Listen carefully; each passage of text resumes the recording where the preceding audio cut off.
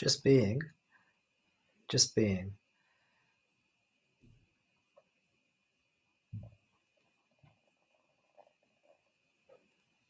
is more powerful than most of the stuff I say. Because just being is beyond Tom or any other apparent individual.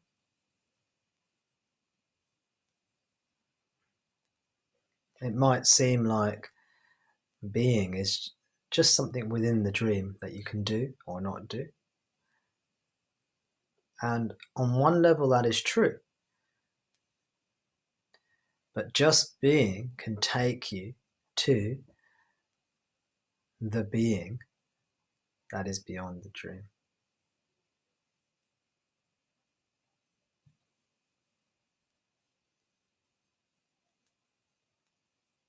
So it might start off as, okay, I've decided to just be now. Something you do. But then it gives way or flows into or merges into that beingness.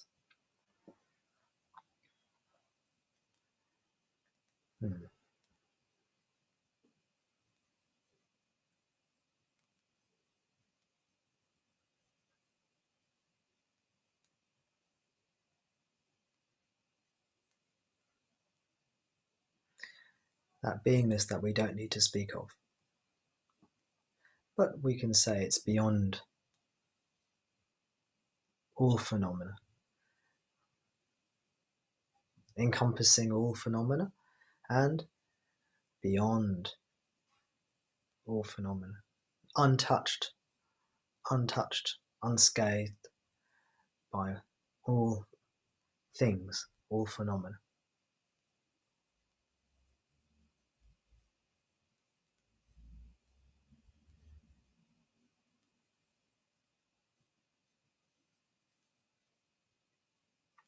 As we go deeper and deeper into being,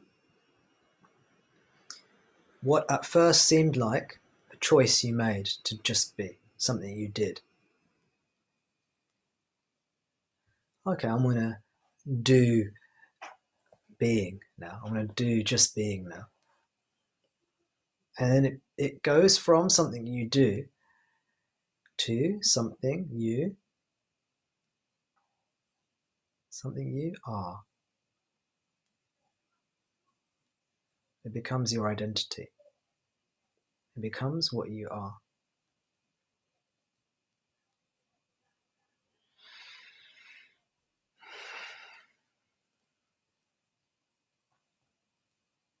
There seems to be a transition. Before, you were the body-mind, who was thinking, who was performing certain actions, certain duties, certain responsibilities. Maybe you had decisions to make. Maybe you had questions.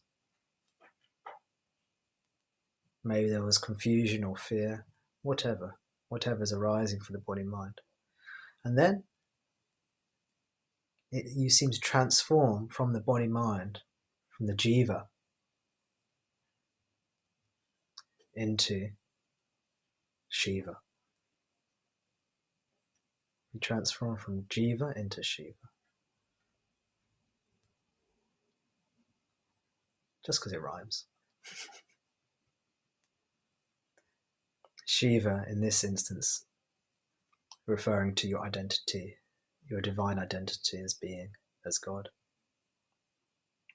And Jiva referring to this false, apparent sense of being a body-mind, being a limited entity. The reality is you are Shiva already. But it can feel like a transformation from Jiva to Shiva.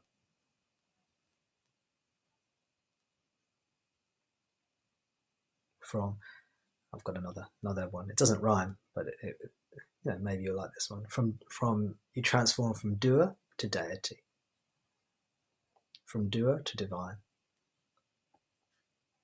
from limitation to that which has no limitation.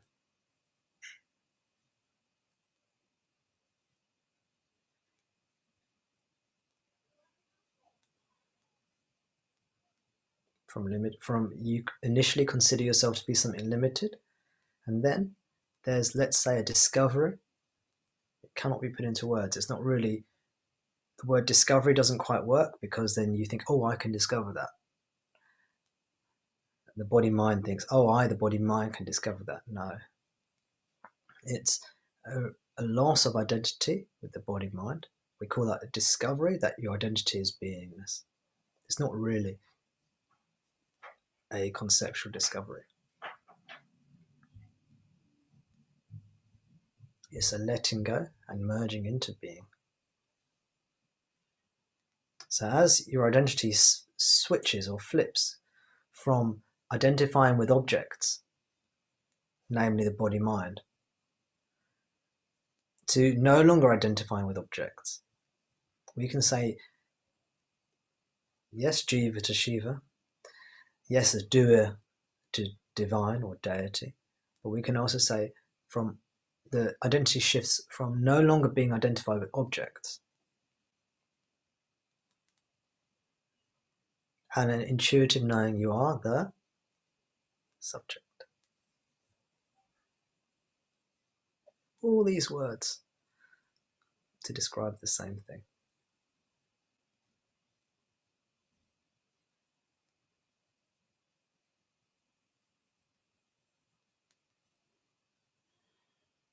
So please just take this time to just be.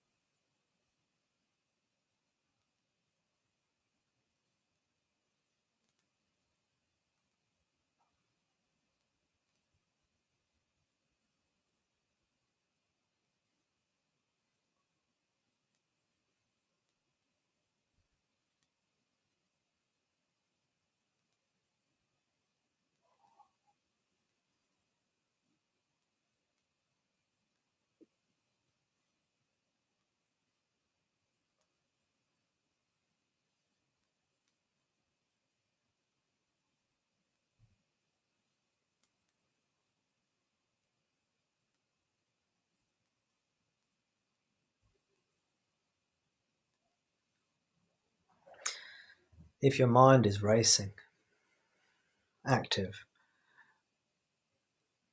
it's less likely you will catch this.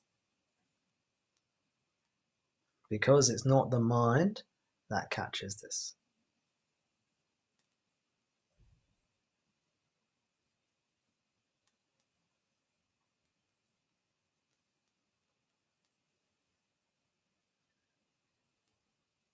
What you are, in truth, is what you are.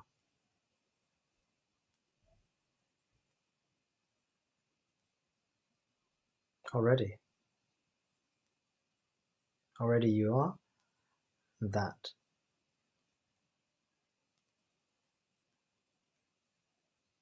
That which you are cannot be known by thought.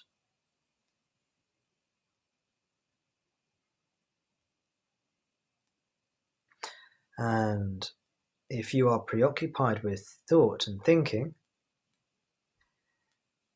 what tends to happen is that which you are,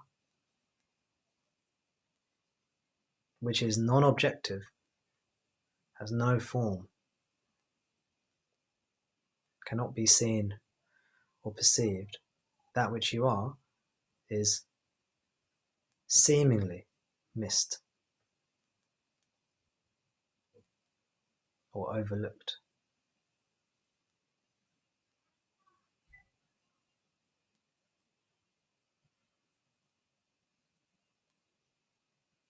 So only through letting go of all this mind stuff,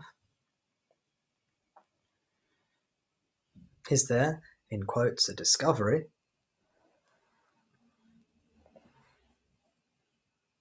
or a revelation, maybe that's a better word, Only when you let go of all this stuff is the self revealed. It reveals itself. But it doesn't reveal itself to you, the body-mind. It reveals itself by being what it is. Again, these are just words. If you know what I'm talking about, you know what I'm talking about. If you don't know what I'm talking about, just listen with an open mind, open heart, and it will come to you in time. One day you'll say, yes, I see what he's saying now.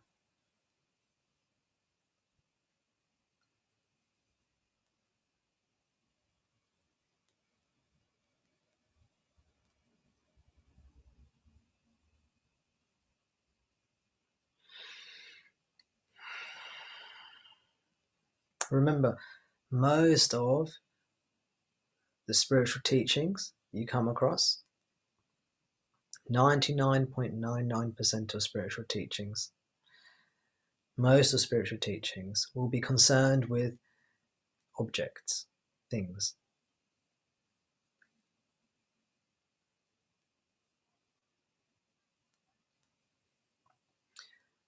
Phenomena, perceived phenomena, the breath, thoughts, feelings.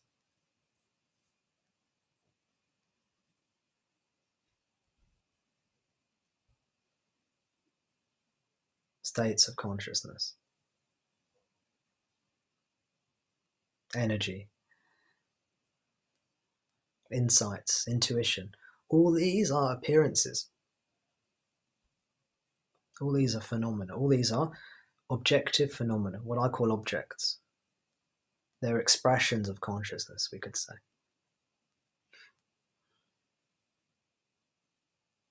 They're waves in consciousness.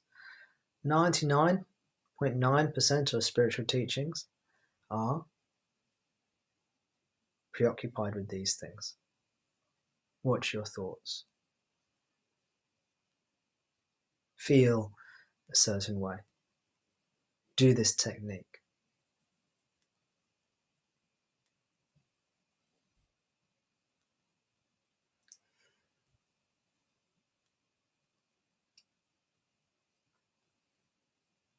Is lasting freedom to be found in these things? Is lasting freedom to be found through transient, temporary, fleeting, objective phenomena? Is lasting satisfaction, happiness, which is what you're looking for, is unbroken, eternal happiness, which is what you're looking for, is that to be found through meddling with fleeting, objective phenomena? Body, mind, world, in summary. Is it?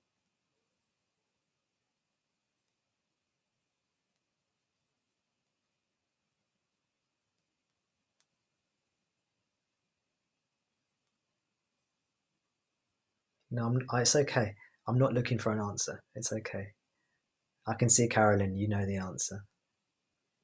That's perfect. You'll get used to me on these calls. I ask questions and then I will stop people answering. Apologies for that.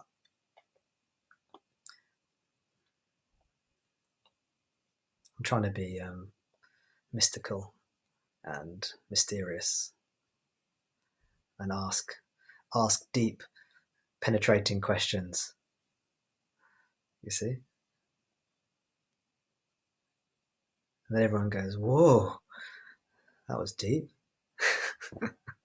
That's the idea. If you answer the question, you kind of ruin that dynamic. So there. I'm just kidding.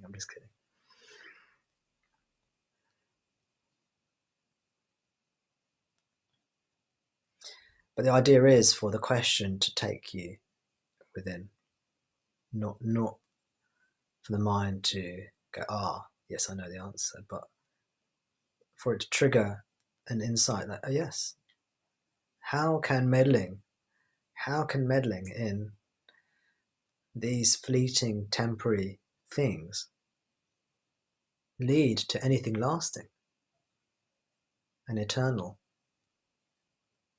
You see? It's that simple. It cannot. So, if all these objective phenomena, if none of these things can give us what we truly desire,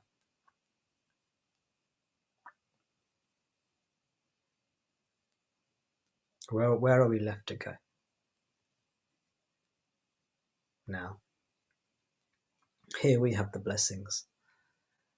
Here we have the good fortune to have seemingly stumbled across Bhagavan's teachings, Ramana's teachings. All thanks to him. All gratitude to him. He directs us to the true path, the direct path, the shortcut.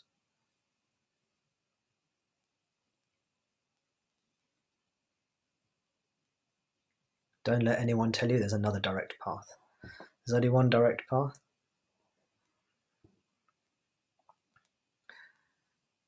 And you know I'm biased, of course. You know that. You know I love Ramana, so his teachers are the best for me.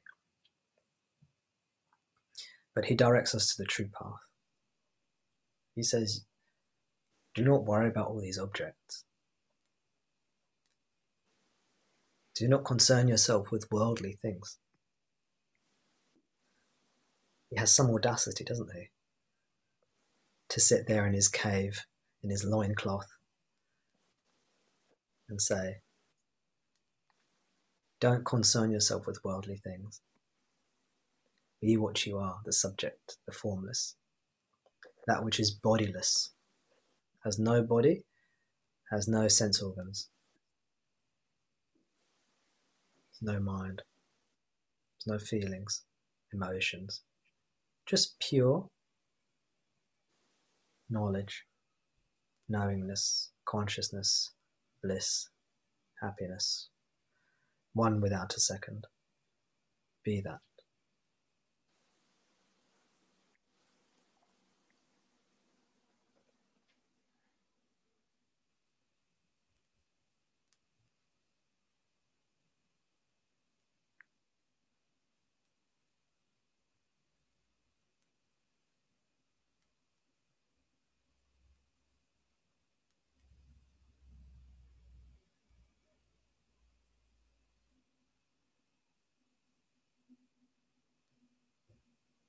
So what I'd like us to do is just be together again for a few minutes longer.